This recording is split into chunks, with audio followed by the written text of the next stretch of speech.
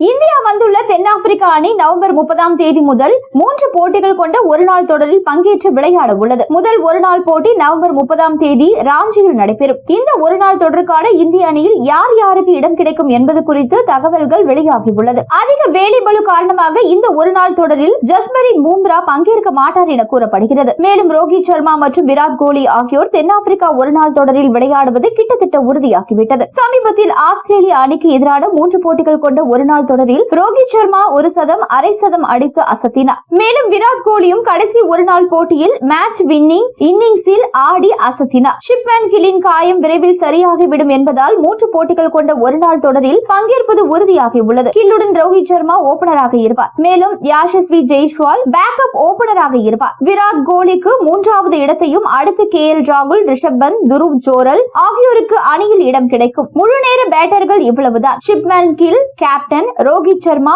Virat Kohli, Rishabh Pant, Axar Patel, KL ராகுல், Hardik Pandya, Washington Sundar, Kuldeep Yadav, Hrithik Rana, Mohammed Siraj, Arshdeep Singh, Prasidh Krishna, Dhruv Jurel, Yashasvi Jaiswal. 3 போட்டிகள் கொண்ட ஒருநாள் தொடரிலும் இந்திய அணி தோல்விகளை சந்தித்தால் தலைமை பயிற்சியாளர் கௌதம் கம்பீர் மீது கடும் விமர்சனம் எழும். விராட் கோலி, ரோஹித் சர்மா ஆகியோருக்கு பெரிய ஸ்கோர்களை அடிக்கவில்லை என்றால் கடும் விமர்சனங்களை எதிர்கொள்வார்கள் என்பது குறிப்பிடத்தக்கது.